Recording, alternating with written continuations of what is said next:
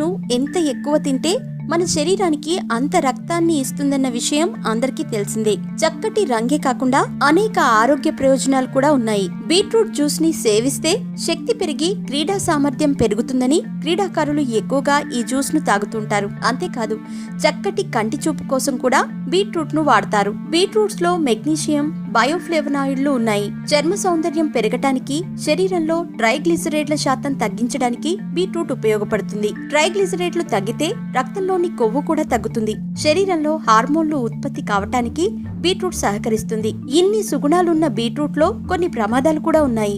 హెమోక్రోమోటోసిస్, వీసర్ వ్యాధితో బాధపడేవారు బీట్రూట్ ను అతిగా తినకూడదు. దీనివల్ల శరీరంలో ఎక్కువ స్థాయిలో కాపర్, ఐరన్ నిల్వలు పేరుకుపోతాయి. శరీరంలో అధిక స్థాయిలో ఐరన్ నిల్వలు పేరుకుపోవటం హిమోక్రోమోటోసిస్ వ్యాధి అంటారు. అంతేకాదు మూత్రం ఎర్రగా రావటం, రక్తం ఎక్కువగా ఎర్రపడటం జరుగుతుందట.